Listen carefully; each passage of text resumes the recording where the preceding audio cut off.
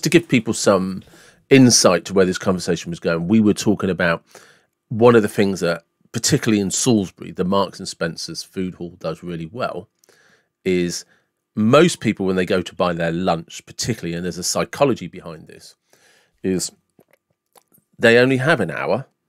So they're kind of deficient in time. They're in a hurry. And to get to the food hall, you have to go through the shop. And last minute gifts, buying things, anything like that. The psychology behind attracting people's attention when they're actually going there for another reason. Yeah. And, I think let's first start by understanding for your audience, those who don't know, marketing is just about attracting attention towards what you want someone to be attracted to, right? Yeah.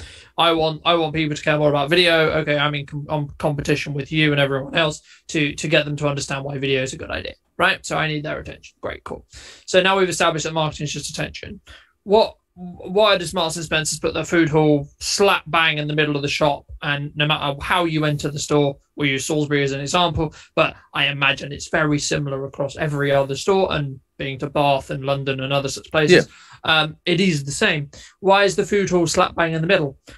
It's this concept known as basically you're going to have to walk through that store to get to the food hall, right? So you go in, you're hungry, right? You want lunch. Great, cool.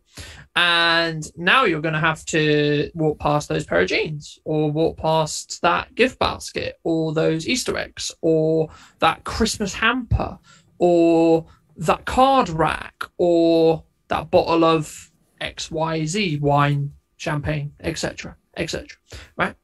And what ends up happening is your mind will go, oh, that looks good. Oh, that looks fun. Oh, I actually needed a pair of those. And in most cases, when you're aware of this, right, you can kind of trick your brain into not doing this. But if you don't, you'll naturally do the same thing. And you'll go, oh, I need that. So you'll pick it up. And then you'll just continue, maybe go through, buy the food you need to buy. And then you do the same on the way out. And what will end up happening is you'll end up actually probably purchasing one or two of those items that you either saw, thought about, or actually picked up. If you picked it out, like if you actually take it off the rack, there's probably about an 85% chance you're going to buy it, right? Yeah. Because we're conditioned to basically say, once I have it physically, then I need to buy it. It's technically mine at that point. But that's why they put them in the way, directly in the way. Because human beings as a concept, we look for our peripheral vision quite a lot of the time. I don't know the figures, but I imagine it's probably close to 60-40 in respect to, especially when you're doing something monotonous, like I've got to go get lunch now. So you're going to have that sort of daydream-like state because you're in a routine, right? And what ends up happening is you'll then, in theory, I would imagine, you end up looking into your peripheral a lot more, right? Which would mean you're going to look at those jeans, you're going to look at those tops, which is amazing for Salisbury, or Salisbury Marks and Spencer's if you're a guy, because nothing related to guys in most cases is downstairs. Yeah, it's upstairs. Tip if you want to, if Marks and Spencer's managers seem to be watching this episode, crazier things have happened. If you want to attract men, put some stuff downstairs that men would actually buy.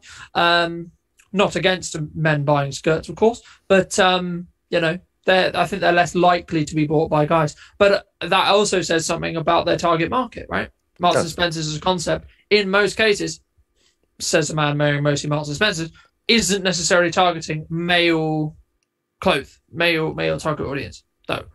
With that being said, hence probably why they do it that way around, because they to an extent understand in a household that the female probably has more buying power in this context because they're more likely to do the food shop.